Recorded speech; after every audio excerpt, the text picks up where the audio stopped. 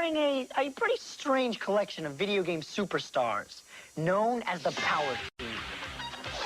The Power Team stars Quirk, America's favorite tomato, Max Force, Narc's super cop, Kuros of Wizards and Warriors, Tyrone, the coolest arch rival, and Bigfoot, the king of the monster trucks. Trust me, these guys are the hottest superhero team ever to fight the dark forces of evil. And no one is more evil than Mr. Big. We'll have a Power Team adventure for you every day. Okay, settle in. Here's the plan. We're gonna check out the #1 episode of the Power Team, the premiere. First time on television. It's an episode where the team battles that good-for-nothing Mr. Big in an adventure called Yes, We Have No Tomatoes. And when the team wraps it up and we come back, we're gonna get the Video Power Edge on Ninja Gaiden 2 and the Revenge of Shinobi. Let's roll.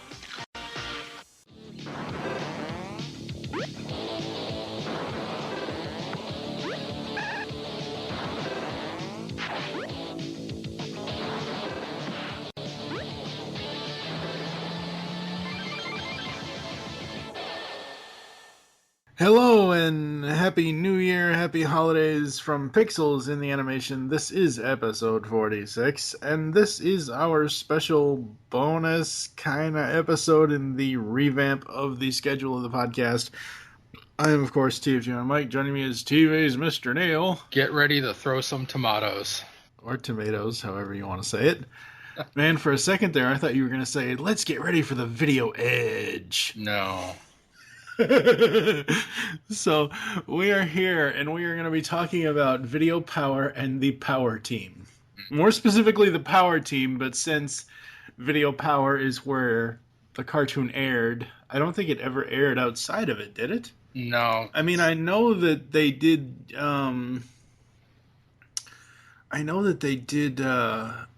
syndication on USA, but I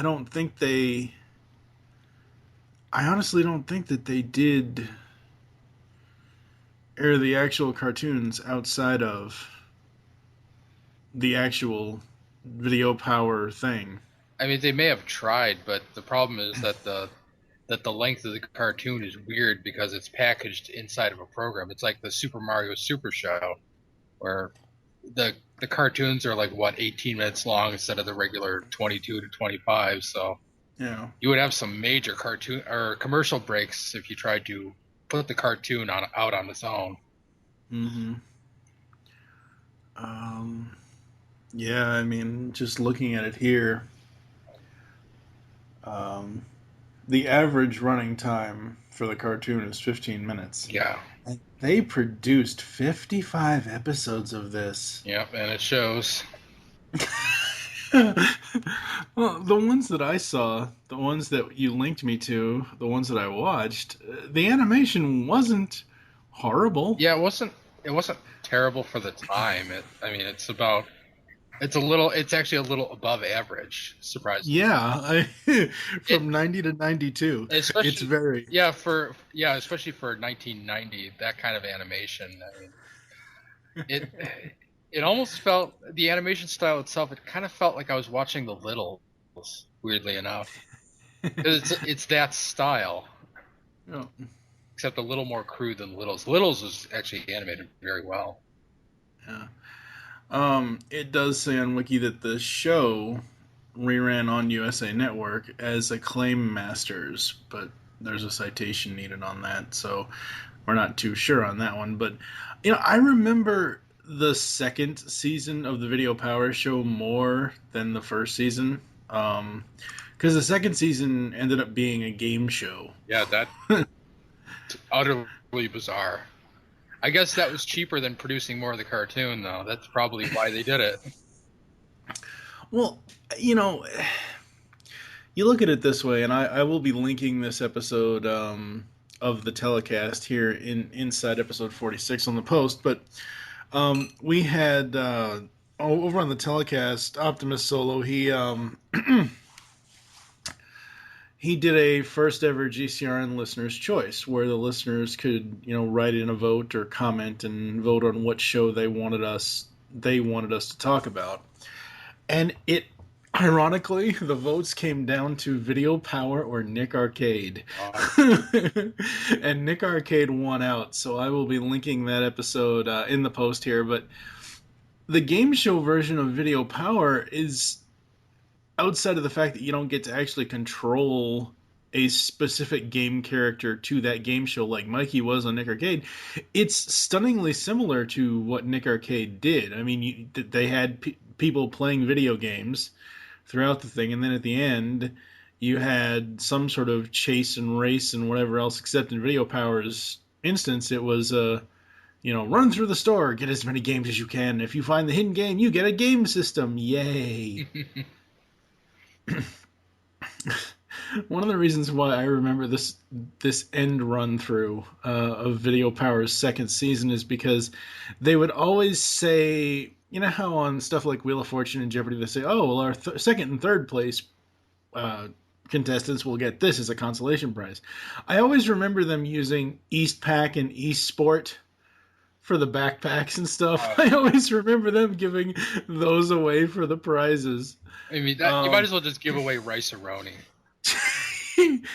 Hey, I still have. But that was like the loser prize on like Jeopardy or something. It's like if you're a winner, you're a good prize. You get a good prize on Jeopardy. If you're the loser, it's like Rice-A-Roni, the San Francisco treat. Thanks. So with the Power Team, as I said, 55 episodes. The voice cast is interesting. You have Michael Donovan, Lee Jeffrey, Terry Clausen, Jason Mikas, Richard Newman, John Novak, and Dale Wilson. Now, the only person out of this entire voice cast that I recognize listed here is Richard Newman. Because he was the voice of Rhinox in Beast Wars. It's the only reason why I recognize his name. I recognize some of the voices, but I can't put them to names. Like, I know that the voice of Johnny Arcade in the cartoon is Kid Icarus. Yeah. And I said it just like that. That's Kid Icarus. I'm trying to see here. Let's see where. Maybe it's listed as Video Power. I don't know. The voice of Kuros was Michael Donovan, who also was the voice of Eggplant Wizard on Captain N. Oh my god. He also has done. He was Wes Weasley in Adventures of Sonic the Hedgehog, which we'll be covering at some point. He was in your favorite cartoon series of all time as Professor T. Bird in Battletoads. Oh my god. The one episode it got. That's not a series. I know. He was in Cat Dog. Conan and the Young Warriors. Darkstalkers, which we'll be talking about down the line in the show. Oh boy. He was Big Bear in Cloudburst and G.I. Joe, A Real American Hero. Oh my god. He was on Handy Manny as Hank. Wow. I assume this is the 2002... Wait, that can't be. What? Really? No, that cannot be because they have that linked wrong. It says here he was on He-Man and the Masters of the Universe as Randor and additional voices. That has to be the 2002 version of the show, not the 83 version, because there's no way in hell he was Randor from 83. I'm almost certain that Randor was probably Lou Scheimer. Yeah. Because that was like one of those weird voices you always heard on Filmation. Yep. Hi, I'm King Randor. He was, he's going to be a voice in another show we've got coming up starting in episode 47 in January. He was on Mega Man as Ringman and Mega Man X. Oh, jeez. Let's see here. What else was Michael Donovan in? Thank God we're not covering that series, but he was on Sonic Underground. Um, he was the voice of Carnage in Spider-Man Unlimited. He has done a number of things. Do you remember watching Power Team when it was on? I do. And I think it was because it was the only thing on in the morning.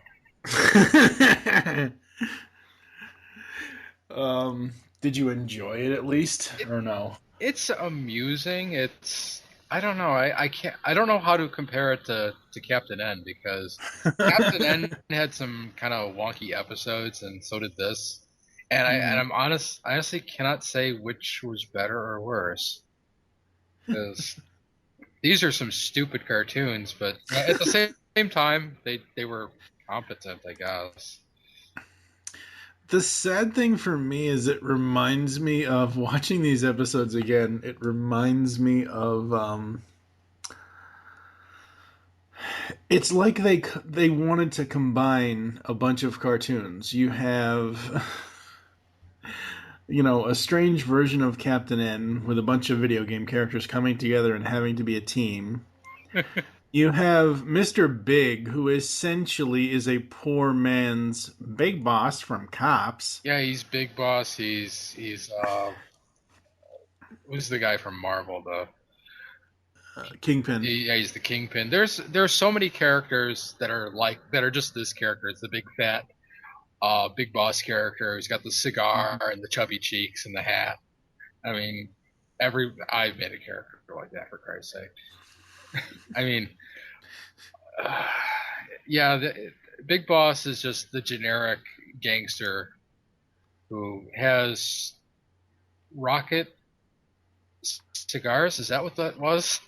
I think so. Yeah, that's what it looked honestly. like.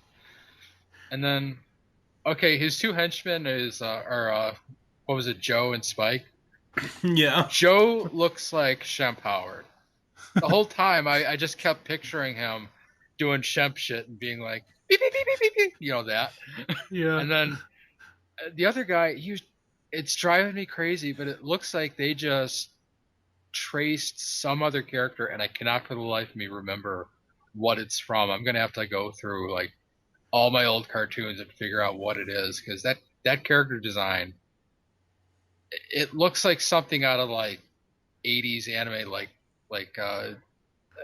Bubblegum Crisis or Crusher Joe or something like that. It's driving me crazy. I know I've seen that character model before. But I'm just looking at Johnny's real life actor here, Stevie. I assume it's Stevie. It's Stivi. yeah. Pasowski or Paskowski.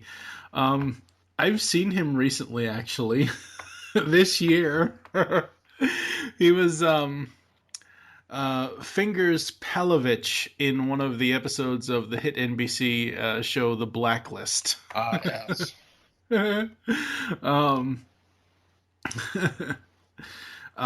He hasn't done too bad for himself since Video Power. I mean, he really hasn't. He had PCU in '94. He was on Third Watch for a couple of episodes in 2003. He was on Law and Order: Criminal Intent and the Core Law and Order for. Oh wow, he was on Law and Order from '93 to 2010. Holy crap. That's a long time to do characters on especially on that show.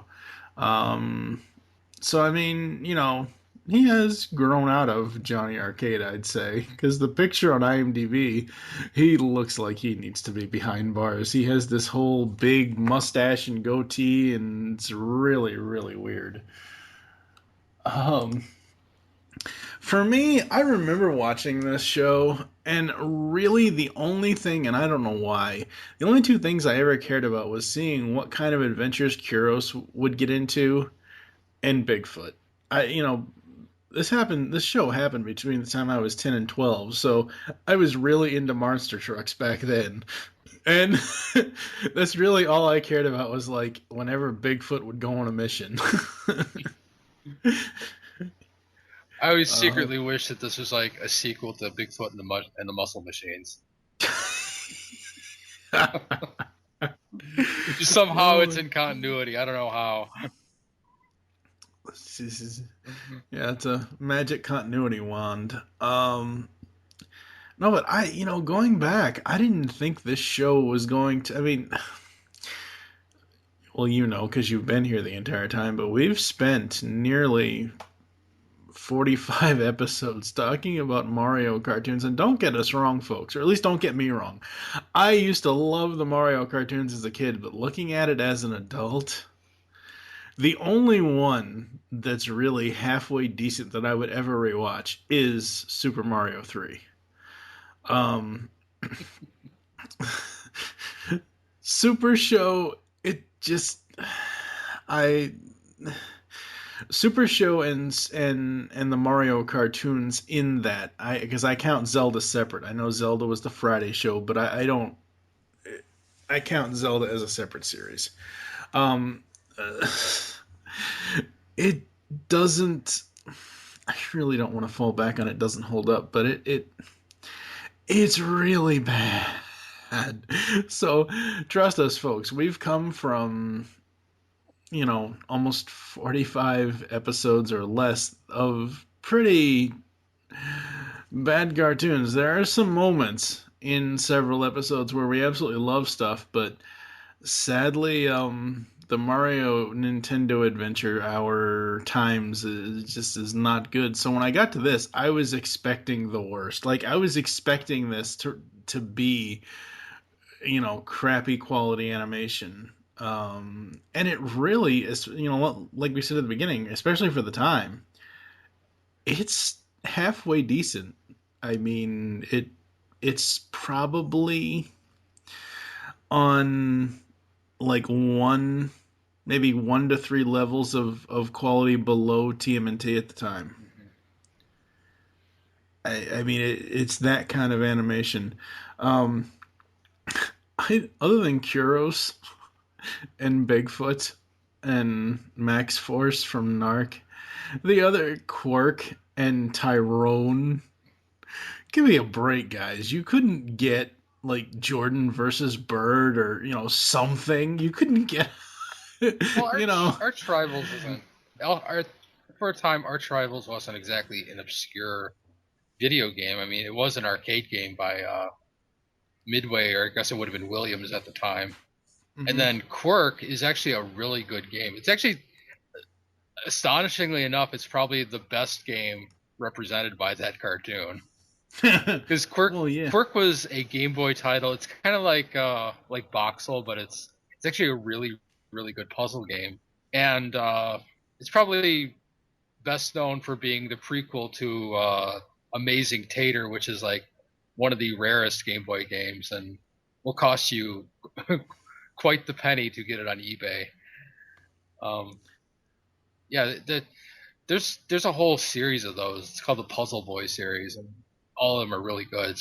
They're by Atlas, and the first game got released by Acclaim, and that's how Quirk ended up in this cartoon. The other games, God. Well, the other games apparently are all originally created by your favorite game studio. Yeah, Rare ported some of them. I mean, so like I said, one of them was by Williams, so Rare just made the port for it. Mm-hmm. But I think they did make Wizards and Warriors in-house, and you could totally tell because Rare, being a British development house, they kind of have.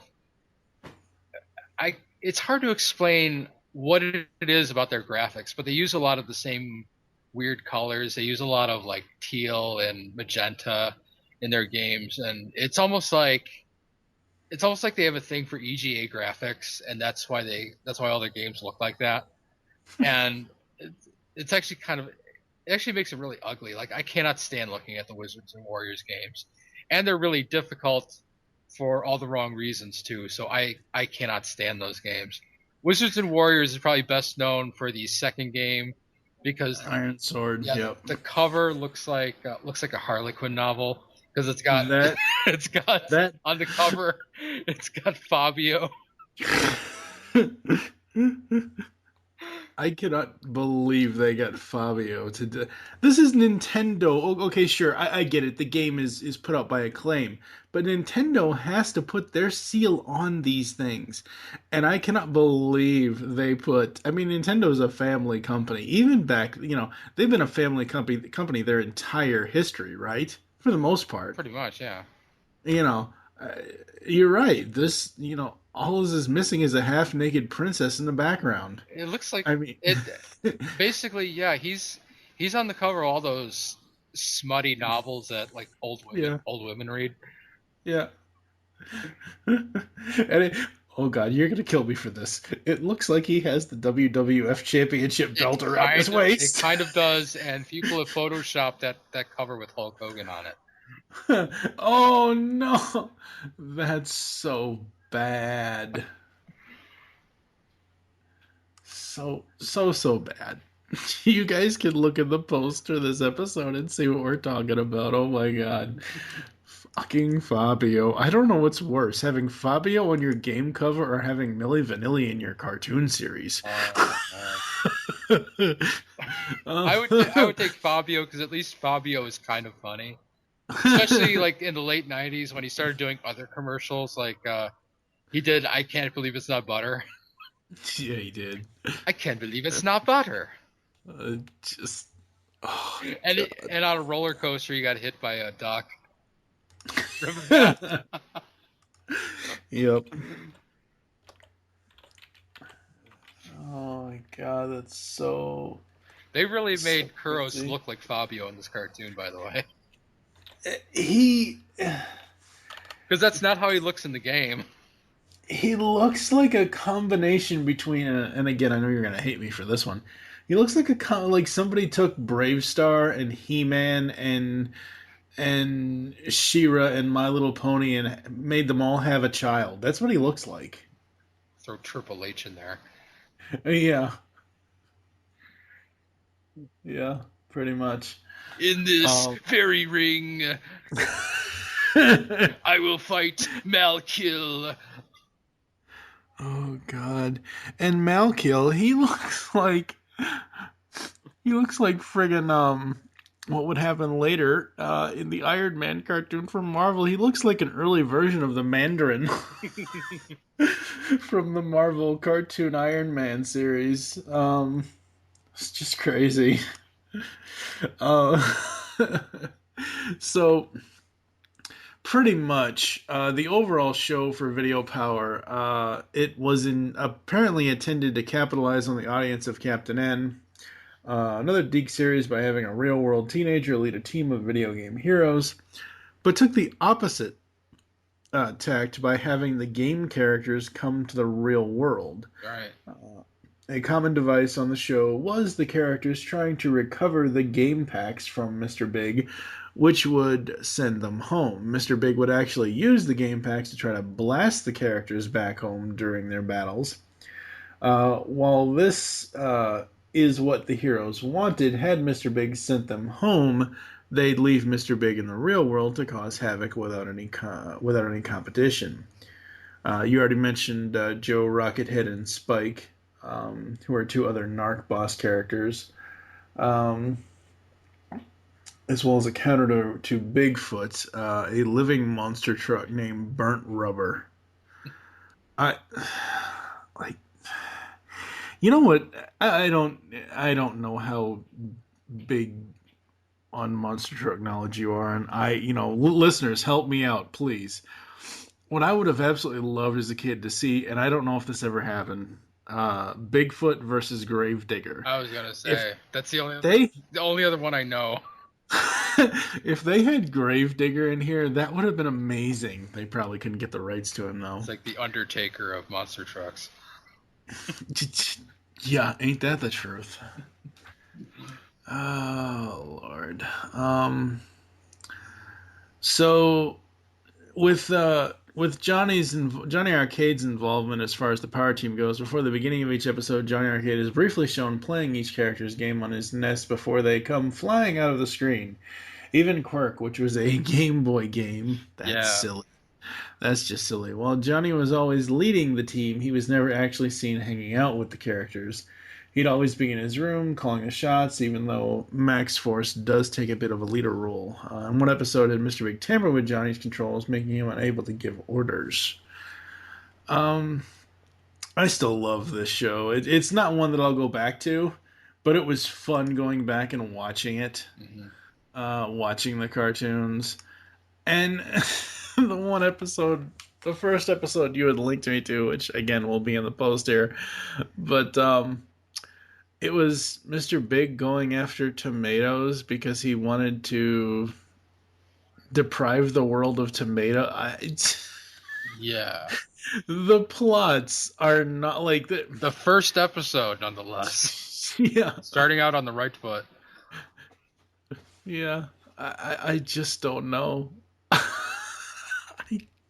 And at the end, the pizza guy was so thankful that he's like, pizzas are on me. And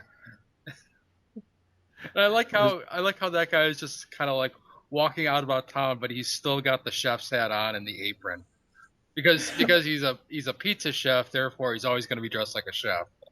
He looked like Chef Boyardee. He kind of did. I was half waiting for Garfield and Mario to show up to scarf some pizza. I like the Power Team. I like Video Power. I think I liked it more, as I said, in the second season with the whole game show format. The first season, it was interesting, but all the Video Power stuff, at least in the beginning, before you got to the cartoon, was just informational kind of thing. I did like how Johnny would have to come into his little arcade station there and have to turn everything on. That was the other cool thing about this show. The sound effects were amazing. The game sound effects that they used all over the place. Yeah, the game systems he had, though, he had an NES, a TurboGrafx, and something else I couldn't see. But I couldn't figure out why he had a TurboGrafx, because I don't remember Acclaim ever releasing anything on the TurboGrafx. Yeah. It was like, okay. Yeah, I don't know.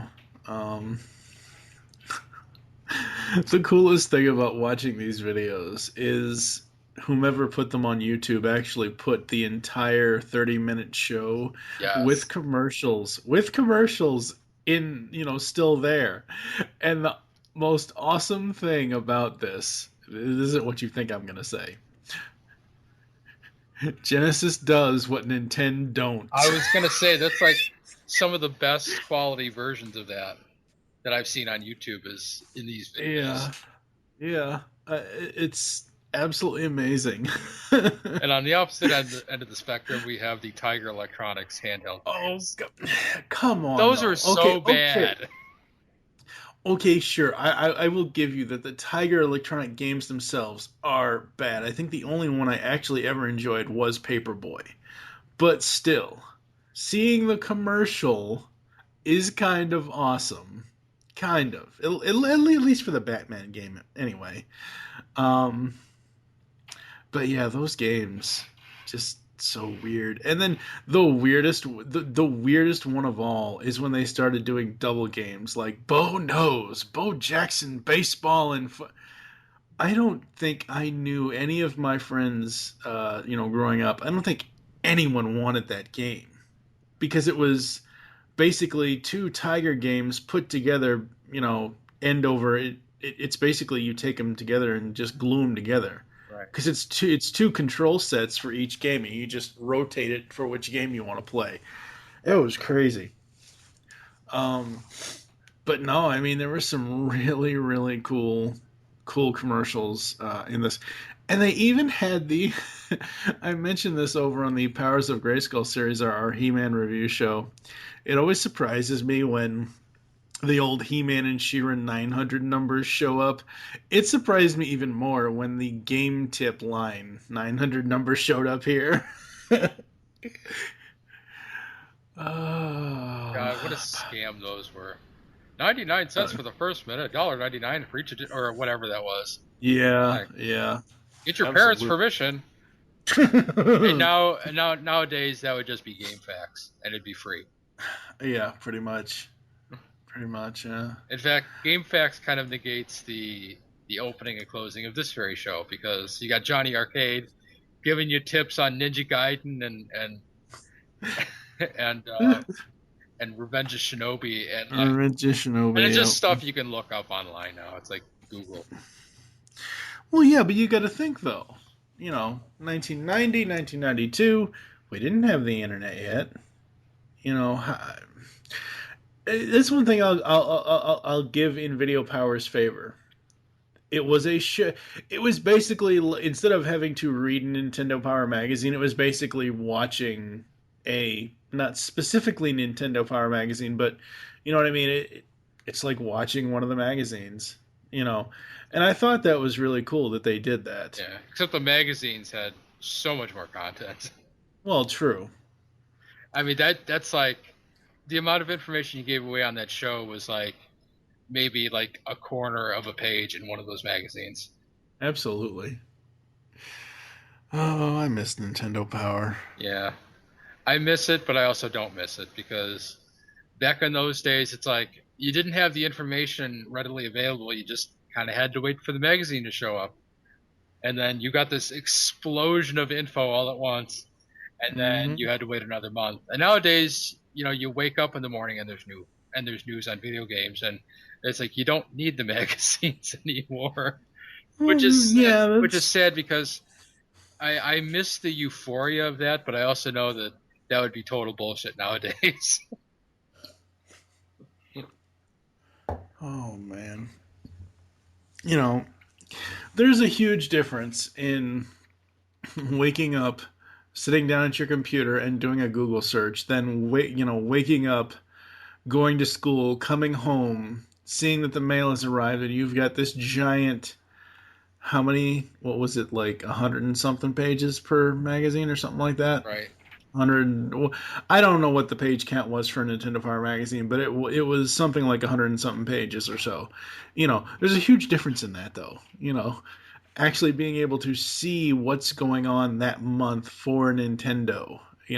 And I'm not talking about past 1994 or 1995 when it became the Pokemon Power magazine. Oh, fuck that.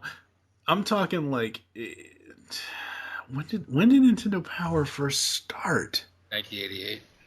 88, yeah. I'm talking 88 to 94 or so is when I had it. And some of the best years of my life, it was one of the only magazine subscriptions I ever actually had as a kid. Obviously, my mom paid for it, but it was in my name. So I would, every time I would get it, it would have my name on it and whatever else. And it was just so friggin' awesome. But back to the Power Team. Can you see yourself watching any of these episodes, every now and then? Every now and then, maybe, but I had a hard time sitting through these. I had to take a break between episodes, and after I was done, I just had to lay down.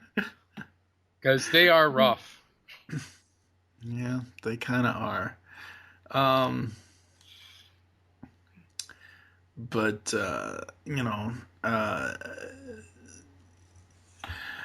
for Video Power, the games that got represented, there are a lot of games that most of them were NES games. Some of them are not Genesis. Is it? Yeah, no, yeah. Atomic Robo Kid was Genesis. Mm-hmm. Dick Tracy, oh my God, Genesis. Final Blow from Genesis. Flicky, what the hell? Flicky. Oh, that's an arcade game that got ported to the Genesis. Ported. Yeah. And that got retconned into the Sonic universe, oddly enough.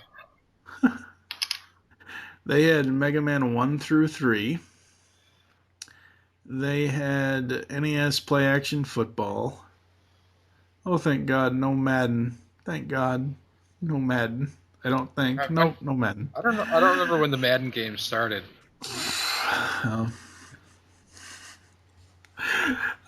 They only ever. This is hilarious. They list Moonwalker but it was only ever used in the intro to the show. It was never Michael Jackson's Moonwalker for Genesis was never actually used in the show other than the intro. That's hilarious. Wow. I'm really surprised. Oh, that's why he might have had a TurboGrafx 16 because Vigilante was used in the intro only again. Okay.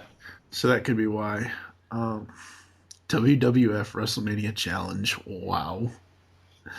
And I did not know Wheel of Fortune had a Game Boy version. Oh, yeah.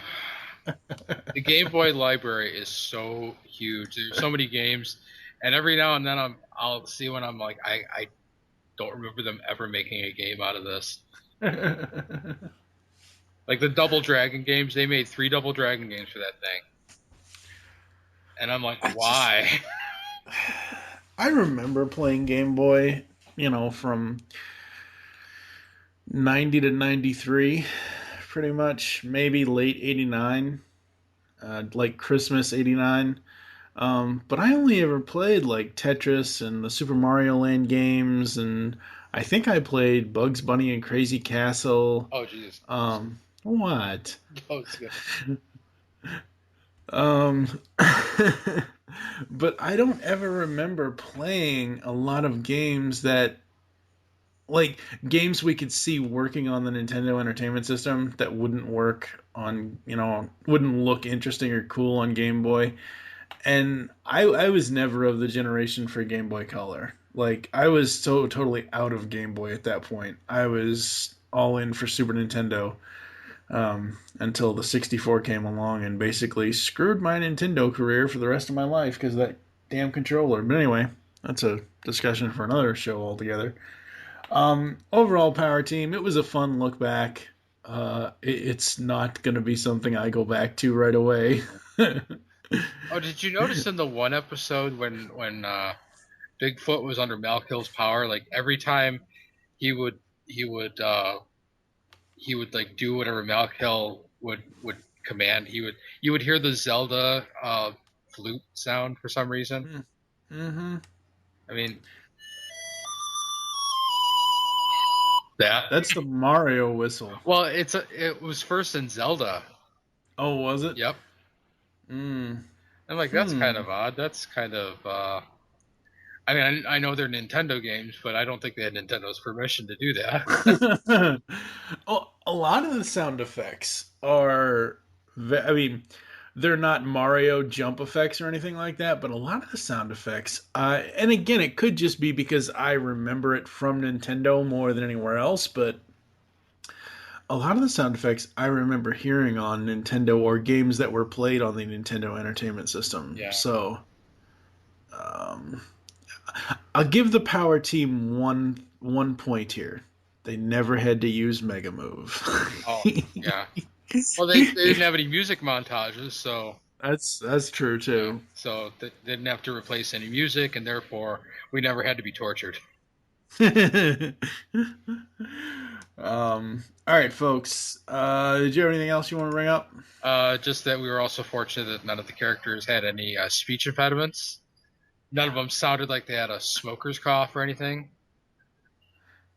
Yeah, there were no mega jokes in this one. Mega high. All right, folks. This is going up New Year's Eve. So actually, this will be going up. Crap. This will actually be going up New Year's Day. So you have 1 week to vote for the finals in our Wars video game character tournament. At the time of this recording, we don't know who the final matchups are going to be. Right now, the semifinals is Link versus Mega Man, and not Jack and Daxter, they got defeated. Ratchet and Clank versus Sonic. Ratchet and Clank, Jack and Daxter. What's the difference? I don't know. So I'm gonna get emails for that. I'm I'm hoping Sonic pulls it out either way. But so that's going on. And starting in January at some point, I don't know exactly when, because I believe Steve Megatron is going to be joining Neil and I for our Mega Man coverage. We will be covering the Mega Man 1994 cartoon series, the good Mega Man cartoon series, because that NT Warrior crap does not exist. That should be a show that we throw in that one episode we said we were going to do of failed video game pilots, even though it didn't fail. It should be one of those. We can make it like the worst video game cartoons we've ever seen. Because we've already seen a number of those already. Well, okay. Out like Battletoads and whatever else. Ones that only had one or two episode, like not full on series. So. God, what could possibly go wrong? Never get picked up. That's what could go wrong. Your show doesn't air. Oh God. And every time we talk about one of these things, we just need to put in the Mortal Kombat guy. Epic fail. Oh, God. All right, folks. What have you got coming up in the new year, sir?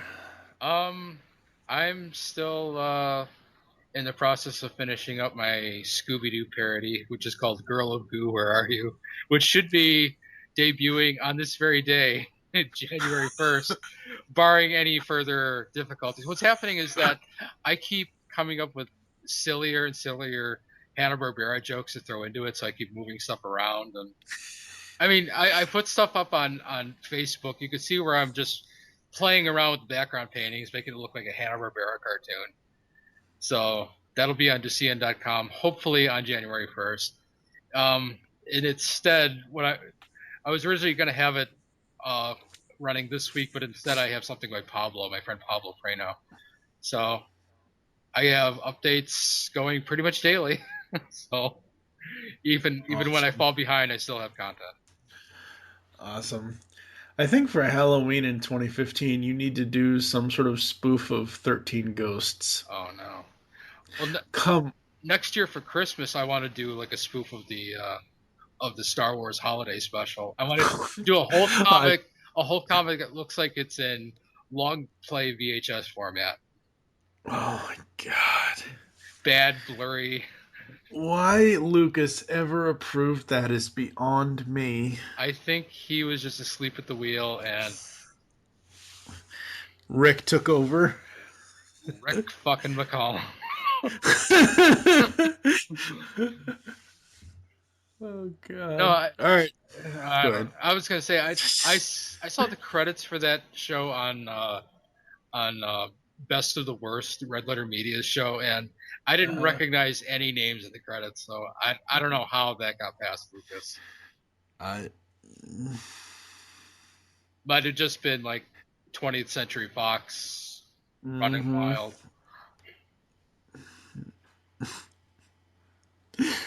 God, there's a bad Hulk Hogan joke in there somewhere.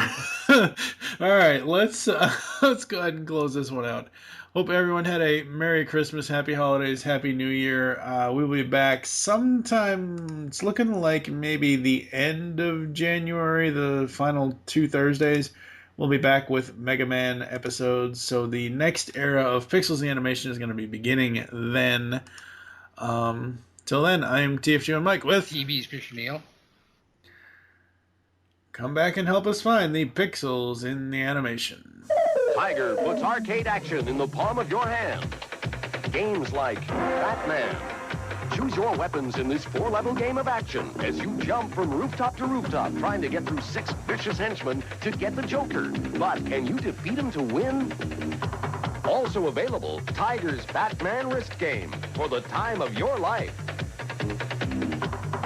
Tiger LCD video games. Video excitement in the palm of your hand.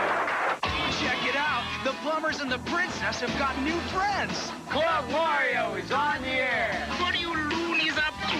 Satellite surfing. If it's hip and hop, it's on the rooftop. If it's hot, it's here. If it's not, it's zapped. Right on, Paisano. Yeah! Ride the airwaves with Tommy Treehugger and co-MC. It's a righteous show. Check us out on the Super Mario Brothers Super Show. Today at 3, it's on Fox. Fox 29.